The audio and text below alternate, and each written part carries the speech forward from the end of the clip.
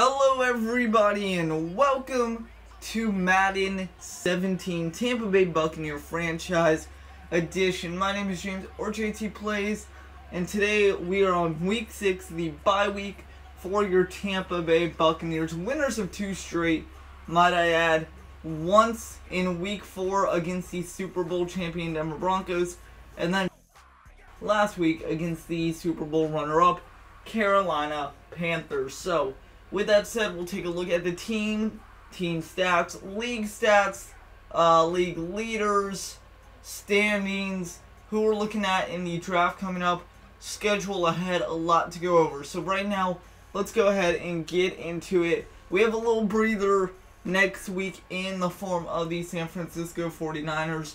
We do have a home game at Raymond James against them, so we're starting off the second half of the season with a home game. Very nice to have. We'll get some money for players, for contracts. We'll also look at that a little bit later. But now we're going to look at college players that potentially could come to Tampa Bay. So, we're just going to go through all positions, and we're going to go to scouting. First, we'll start off at left tackle. 2 main guys we're looking at here, DeMarcus Lauderdale and Denard Swan. They're both first round, they're both 6'6", and both 3'11", so literally even across the board. However, we are going to go ahead and probably take DeMarcus Lauderdale if we can, because the run block, obviously, impact block and pass block are B and B-, but C+ to B-, we'll take that any day of the week. Next position, guards, left guards, right guards. Only one left guard up here in the first round. Luke Church, C+ pass block, B- run block, B impact block, and if we actually go to his scouting card, he is from Wisconsin. He's only 23 years old, but a lot of these guys are so young right now. Obviously, seniors or maybe even some juniors coming into the NFL. Right end, centers, right guards, all that good stuff, all second rounds. They're still B's across the board. Anything from 3-4 versatile to run blocker from Pittsburgh to Penn State, it's all up here. Obviously, on the left side of your screen, we need everything from left tackle to right guard, so we're covering it all on offense. On defense, it's desperately needed that we need safeties, free safeties, strong safeties, right ends, middle linebackers. Obviously, some people are not resigning unless we franchise tag them this year. We'll get into that just after this, but wanting to run down scouting, maybe some sleeper picks. Who knows how they might turn out. One of them, Samuel Downs, C pass block, B run block and impact block. He's projected 6th round right guard out of Oregon. So yeah, you know, it's a shot, but we might take it. So we're done with scouting. Let's go ahead and move on to the team, how they're doing. IR contracts. First, we'll go over IR injury report. And good news for Tampa Bay, only one guy so far right now on IR, Robert Ayers Jr., our left end. Our starting left end, who's 30 years old. He's a 4-3 run stopper. He has been out for 3 or 4 weeks with a shoulder tear. Expect him back against the San Francisco 49ers, excuse me. And yeah, he should be back. Not 100% healthy, but enough to where he can get cleared to play. If we go now to our my team area and we go to re-sign players, you'll see a couple guys not willing to re-sign. 2 of them, William Golston, Vincent Jackson. Those are big ones. Obviously, we want William Golston more, and if we have the money after that, we're going to get VJ back, but it's a stretch at this point. Obviously, with the funds and the scouting coming up, anything can happen. We have Adam Humphries. We have Louis Murphy there developing guys. Louis Murphy, clearly the biggest target so far for Jameis Winston this year at the receiving core. But if we franchise tag one of these guys, it's going to have to be William Golston. He's only 25 years old. He has so much production in front of him. 90 block shot, 77 strength, 82 tackle. His 3 keys right there. Also has 81 excel, 77 play recognition. So 3 years out of Michigan State. He is definitely a asset that we need on this team. some guys coming up and offers submitted already. Bradley McDougal, Major Wright, Akeem Spence, Cameron Brate, Mike Lennon. Maybe if he doesn't sign, we might need a backup to Winston. Adam Humphries, we were just talking about him. Guy under the radar, Russell Shepard. He might get a start next year if VJ doesn't come back. Ryan Griffin, our third string. Josh Keys. There's so many guys we have to take care of. But luckily, we will have the money for that. Next up on the agenda, owner goals. What does our owner want? Well, we want a Super Bowl or a Super Bowl loss. Probably not that, but one Super Bowl. That would actually be really, really good for us. And then, on top of that, let's go to coach goals. What does the coach want out of us this year? Well, he wants 2 regular season wins. Dude, we already got that. Boom, knock it out of the way. Then he wants 6 regular season wins. Then 8 wins. Then make the playoffs. Right now, we might not be looking at the playoffs. We might not be looking at 8 regular season wins. We take it week by week, and right now, we're at 2. We're rolling. We've beaten Denver. We've beaten Carolina. It's worked for us so far. Next up on the agenda, let's go to the league. Let's go to league stats because this is a very big one. Tampa Bay, 2,413 offensive yards. They are first in the NFL. However, defensively, they have allowed 2,318. They are dead last in the NFL. So, take one with the other. It's going to have to be worked on. Player stats for Tampa Bay and all of the NFL. Let's break down the team really quick. So far, Jameis Winston, 1,914 yards, 206 attempts. He's completed 142. That's good for 68%. He's thrown 8 touchdowns, 5 interceptions, 1 pick six, and his longest pass was 65 yards on the year. He's only been sacked 26 times, but at week 6, not what you want to see at all. He's played 370 downs. Rushing, Charles Sims, taking over for the injured Doug Martin. Charles Sims, 68 attempts, 356 yards. He's averaging 5.2. Has 4 touchdowns on the year. He's fumbled twice, and average per game, 71. So pretty decent average across the board. He's broken 16 tackles. He's rushed for 44 yards on his longest. He's healthy. He's played all 5 games for us. Not much more we can ask. On down to Doug Martin, the premier star here in Tampa Bay. 14 attempts coming back from injury, 49 yards, averaging 3.5.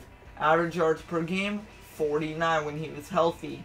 4 broken tackles, 9 is his longest run. Obviously, he's going to have to work back into it.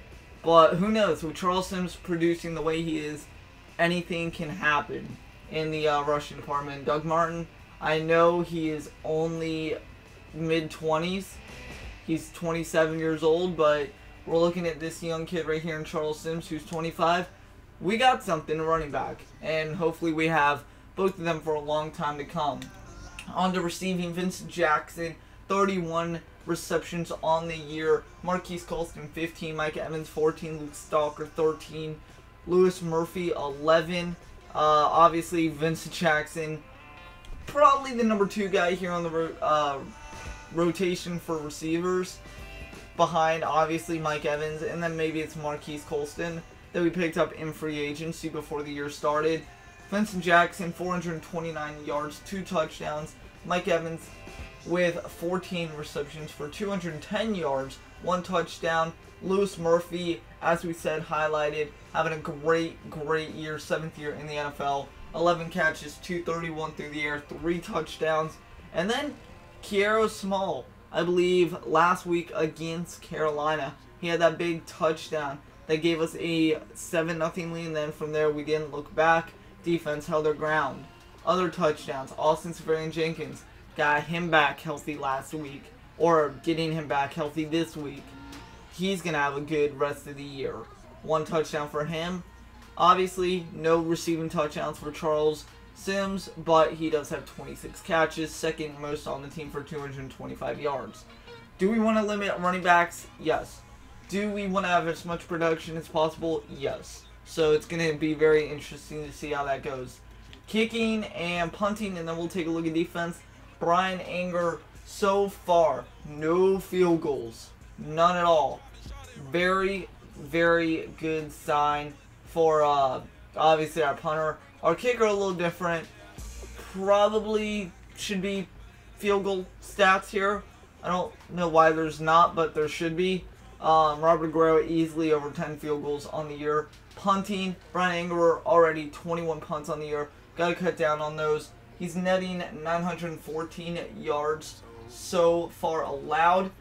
His punts going about 43.5 yards. Not bad at all. But, you know, it's just bad to see over 1,000 yards for a punter. On to defense now, and then we'll take a look at the league leaders very, very quickly.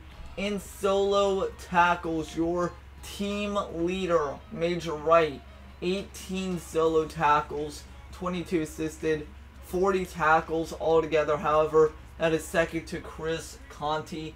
Tackles for losses, it's going to be Levante David at 9. Obviously, him and Robert Ayers Jr., who's coming back for the 49er game, going to have a huge impact. We'll get that much stronger. Hopefully, we can go 3-3 on the year after 2 amazing wins back-to-back. I believe both at home. Interception leaders, only one of them, Chris Conti. Obviously, Tampa Bay secondary or linebacker core, not that crazy at interceptions, but all you need is a good defense. Speaking of defense, look at the pass deflections. We have a lot of them. We have 8 of them. Levante David, Chris Conti, Major Wright, Quan Alexander, and Vernon Hargraves. The third, Alexander, Wright, and Hargraves, all at 2. Conti and David at 1 apiece. Now let's go ahead. Let's take a look at the season stats. So if we go to all NFL here, except obviously not for division, we can see that Jameis Winston, well, he's leading the way with rookie Jared Goff behind him, and then Andy Dalton. So Jameis Winston definitely doing work. But touchdown count, look out. Look out, Winston. Andy Dalton, Alex Smith, Phillip Rivers, Ryan Tannehill, Aaron Rodgers, all above 10 interceptions. And the best ratio, well, what do you want? I mean, 1 INT for some of these guys, like Aaron Rodgers. You got 2 for Smith, 4 for Dalton, 6 for Rivers, 5 for Tannehill. They are killing it. However, people who are not killing it, Brock Osweiler, Derek Carr, Drew Brees, he's a surprise, Geno Smith, Ryan Mallett, Andrew Luck, some of the big names in the NFL, or big movers from this offseason, not having the best of years. Rushing leaders, who's leading the way? That's going to go to Arizona's David Johnson, 485 on the year, 6 touchdowns, absolutely crazy. But right behind him, Melvin Gordon, Matt Forte, Jared McKinnon, Antonio Andrews, no one's heard of him, 2 years out of Western Kentucky. Receiving leaders, who's got the most receiving yards so far? Well, should be no surprise, AJ Green. However, you don't see an Antonio Brown up there, and that's because he is all the way down here, 389 yards. Very, very surprising. AJ Green only went over 500. He's at 550. 7 receiving touchdowns. He averages 110 per game. Then we have Michael Floyd and Larry Fitzgerald, the 2 Arizona dynamic duos. Then Julio Jones, who in real life is coming off that 300-yard receiving. Yeah, he's not doing that virtually. He's only averaging 81. And then kicking, the kicking leaders. Again, I don't know why Robert Aguero didn't have these. I don't know. He had no stats. But field goal percentage leaders, John Brown, Nick Novak, Sebastian Janikowski. Guys you would expect, really. Guys you would expect to be up here. Vinatieri only making 75% of field goals. That's a surprise. If we go all the way down, though, we see, well, no Tampa Bay in Robert Aguero. And that's because he's not on the list. I don't know why, but he's not. So with that said, let's go ahead and take a look at awards really quick. We'll take a look at Week 5. and just scroll through these in the AFC, or the NFC, excuse me, because Tampa Bay, Matt Ryan, Offensive Player of the Week, Josh Norman, Defensive Player, Week 4, Dak Prescott, and Newman, Jared Goff, and Patrick Warlow for Week 3. Week 2, David Johnson, and I believe that's Kendall Wright. And Week 1, Carson Palmer and Patrick Peterson. So guys, let's take a look at standings, and then we'll close it out from there with that and the schedule. So standings in the NFC South and all around the NFL. Let's go ahead and take a look at the AFC side first. The Browns, the Cleveland Browns are 4-1. They are pounding their way to a first place spot over the Bengals, over the Steelers, and the winless Ravens. AFC South, the Jags have come to play, and they're prowling on all of the AFC South. Right behind them, they're the Colts, Texans, and the 1-4 Titans. AFC East, Patriots. What do you expect? Without Tom Brady, they're still leading the division. However, they are tied with the Jets, Jets, the Bills, and the 1-4 Dolphins. AFC West, Chiefs are just striking fear into the Chargers, the Raiders, and the 1-4 Broncos. You can't make this stuff up. NFC North, Vikings, Lions tied for atop the probably the most exciting NFC division. Packers 2-2, Bears 1-4. Sorry, Bears fans, you belong there. Falcons, Saints, Panthers 1-2-3. Actually, Falcons and Saints are 3-1-1 and 2-1-1. That's because they tied each other. So if it comes down to it, who knows? Buccaneers are 2-3. They are tied with the Panthers, technically for third, but a couple more wins here and there, and then division games, we might have ourselves a division. NFC East, the worst division of them all, by any stretch in the imaginary. Cowboys, well, they're making it look easy. 4-1, Dak Prescott, loving every minute of his rookie year. Redskins 3-2, Eagles 2-2, Giants are winless at 0-5. And then the NFC West, the Seattle Seahawks and the Arizona Cardinals are flying high. The Birds are perched atop the NFC West. Seahawks 4-0, Cardinals 4-1, Rams 2-3 back in LA, and the Niners are 1-4. But if we take a look at the NFL, 2 undefeateds left, Jags, Seahawks. It's very, very shocking to see the Jags up there. However, they do have talent. Next up, and finally, the rest of the season for your Tampa Bay Buccaneers.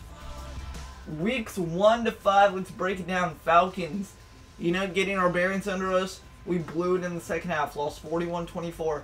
Then we had a dismal performance against the Arizona Cardinals in Glendale, lost 60-39. We couldn't make the most of our opportunities. James Winston, after Tampa Bay blocks 2 field goals late, throws a pick to inevitably lose the game to LA 40-37. But then, as we said, Broncos and Panthers 25-20, 26-23 wins. Huge wins. If you look at the rest of the schedule after the bye week, we have a 4 o'clock game against the Niners, and it's actually at Levi Stadium, not at Raymond James. I thought it was at Raymond James, but right here, we're heading over to Levi Stadium on the West Coast. Then we have the Raiders at Raymond James, Falcons at home, Bears at home. That will complete the 3-game stretch. Then we have 2 of the more dominant teams in their respective divisions, Seattle and Kansas City. And then we have San Diego, the Saints, Cowboys, and Dak Prescott. Saints again, and then we ended off with a home game against the Panthers. Should be a lot of fun, guys. Thank you for watching this edition of Tampa Bay Football here on JT Plays. Everything Sports on YouTube. Come back next time when we take on the San Francisco 49ers in California at Levi Stadium. Thank you guys for watching.